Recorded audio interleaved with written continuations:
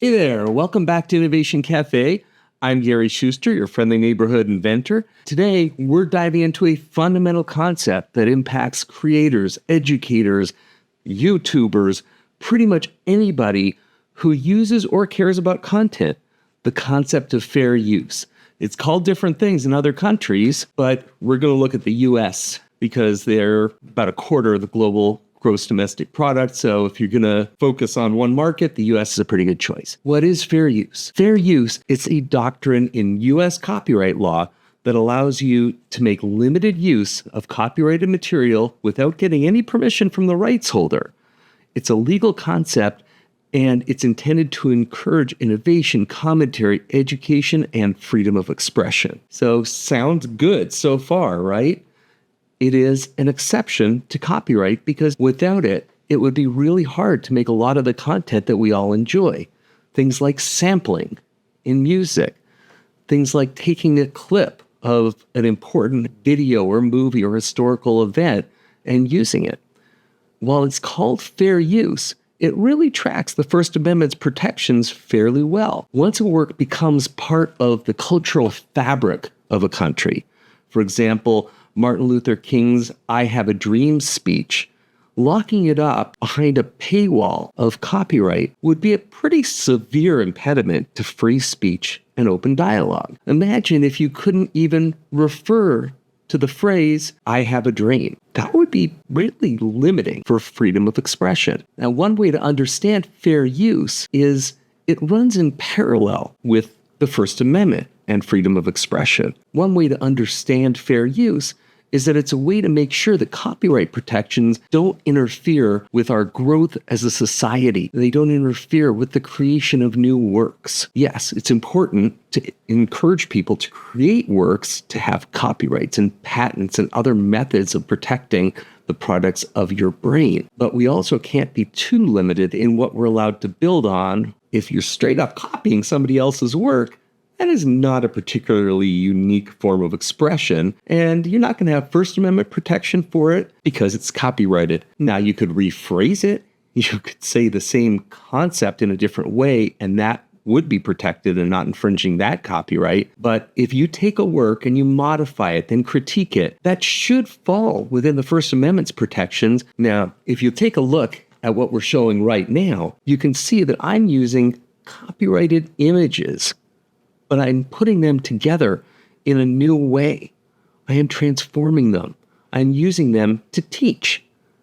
And that's an acceptable use of copyrighted materials without a license. And in a lot of cases, you can't even identify the author of certain copyrighted works. Sometimes you have to use it under the fair use doctrine because a license simply can't be obtained if you can't identify who can give you the license. First up, in determining if it's fair use and therefore free for you to use, the purpose and character of the use. Ask yourself, am I using this for commercial purposes, or is it educational and nonprofit? More importantly, is it transformative, meaning does it add new expression or meaning to the original work? Now here we can see a pretty good example of transformation from one kind of work to another. And let me give you another example. There was a landmark case where the Rappers 2 Live Crew parodied Roy Orbison's song Pretty Woman.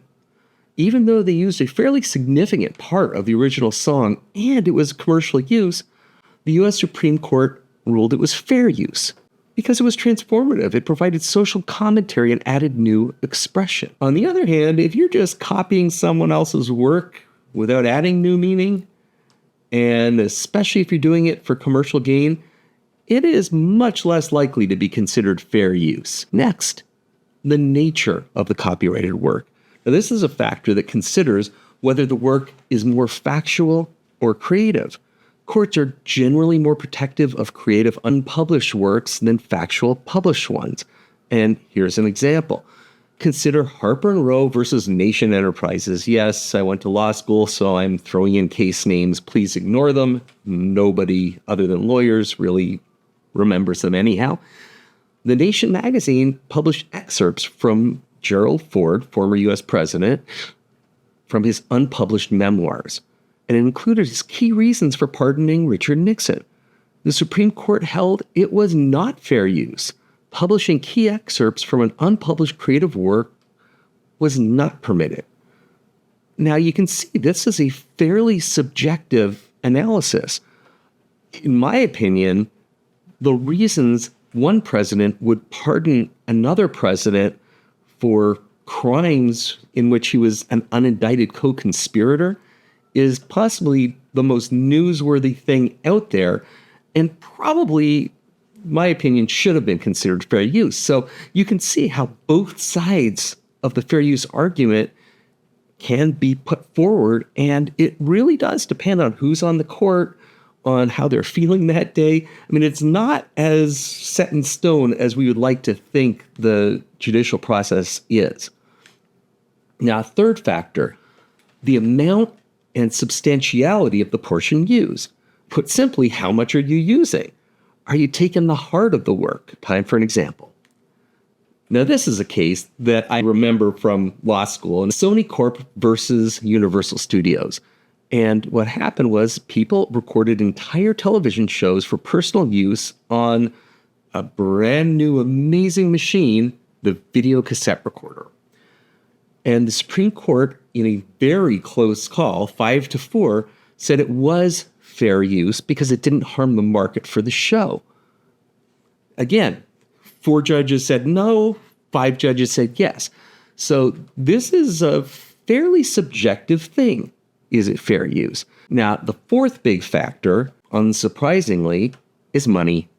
The effect of the use on the potential market for the original work. If your use could replace the original work or harm its market value, it's less likely to be considered fair use. You notice how I'm using terms like less likely, probably not? Again, fair use is very subjective and depends a lot on who you draw as a judge. Now, let's take a look at an example. Authors Guild versus Google. In 2015, Google digitized millions of books to make them searchable. The court ruled that this was fair use because the snippets shown on Google didn't replace the books, but actually helped readers find them and actually was likely to boost sales. Which does raise the question, why would the Authors Guild sue Google to stop them from helping drive book sales? But that's a strategic question for the lawyers and the principals behind Authors Guild. Now, consider an analogous but quite different case in terms of result, the Napster case. In 2001, Napster allowed users to share music files of copyrighted music for free. Now, what doesn't make it into the public discussion of this very often is that there are all kinds of messages between Napster executives where they acknowledge the important role that piracy was playing in driving their platform. In light of that, the court said, nah, that's not fair use, directly impacts music sales, it harms the market for the original works. So I'm exhausted even just thinking about it. How can you apply these principles in real life? If you're a YouTuber or a teacher or an artist, you're going to need some practical tips.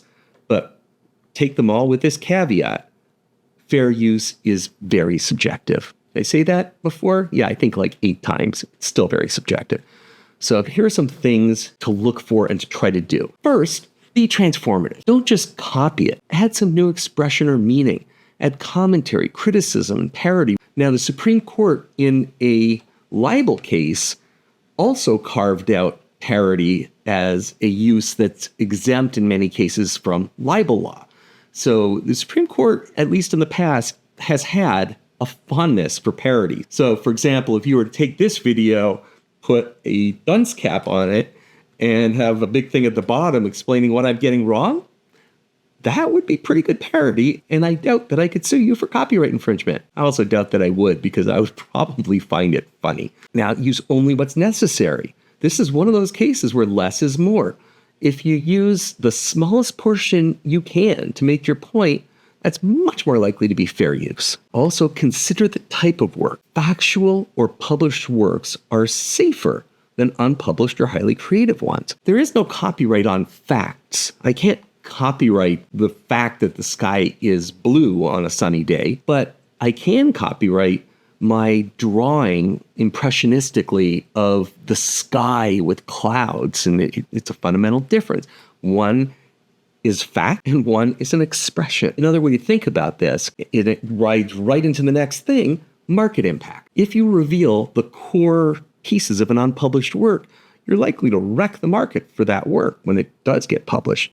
When in doubt, this is the big one, seek permission. It's easy for me to say, just call up, get a license, but that is often really hard. For one, there is no requirement that people register their copyrights. So for a lot of things, even if you searched every single registered copyright, you may still be infringing a copyright that wasn't registered. And often you can't find the owner of the copyright. So there's some times where you just can't get permission to do it. Now, it is particularly important to not violate copyright, not just because it's not the right thing to do, but because the statutory penalties are enormous. Willfully infringing a single work. So I am on purpose sharing a copy of a song that is copyrighted and I don't have a license. One time can be as high as $150,000 in statutory penalties. Now, for not willfully copying, you get a relative bargain of a minimum $750 penalty and a maximum of $30,000 penalty. Think about it. The penalty for copying a single song could pay for Spotify Premium at around $12 a month for over 1,000 years. Does the recording industry have pretty good sway in Congress? I will say that it does. So be very careful. If you're not sure, talk to a lawyer. A good lawyer is probably going to give you measured advice. Yeah, I think it's fair use. It's likely fair use. Why don't we license it? Because I'm not sure it's fair use. You're unlikely to find a lawyer who said, boom, that's fair use. I mean, there are some examples, such as a montage of the most important moments in speeches given in Washington, D.C., that includes a 5-second clip of Martin Luther King's I Have a Dream speech, would likely be pretty solidly in the fair use category. But again, speak to a lawyer, because I don't want to be on the hook if a court disagrees with me. So what is fair use? To recap, it's a nuanced and complex area of law. Not just nuanced and complex, though, but highly subjective. It's not clear-cut. It's a balancing act of multiple factors. Understanding these can empower you to create responsibly and innovate without infringing on copyrights of others. Is it safe to do? I don't know, man. The problem is, if you're not sure if it's legal to cross the street, but the penalty for crossing the street when it's not legal is the death penalty, you're never going to test that. Even if you're 99% sure it's legal to cross the street and it's not jaywalking, you're not going to test it. And it's the same thing with these ridiculously high statutory penalties.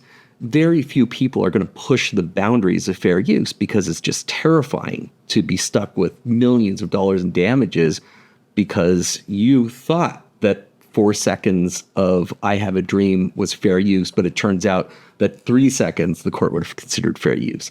I really do want to encourage you to be able to be your maximally creative self. And to do that, it's really important that you understand what the rules are. So, have any questions or topics you want me to explore? Drop them in the comments below. Let's keep a conversation going. Until then, know that we're on this planet together. Remember, the thing that differentiates humans from AI and from animals is creativity. It's the fact that we look out for each other. So let's do that.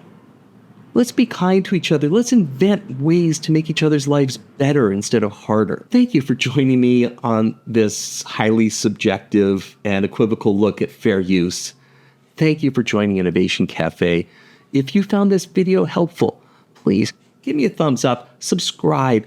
I will give you more insights into creativity, more insights into the law about protecting your ideas, and maybe most importantly, I'm funny or amusing or something. And we'll catch you next time.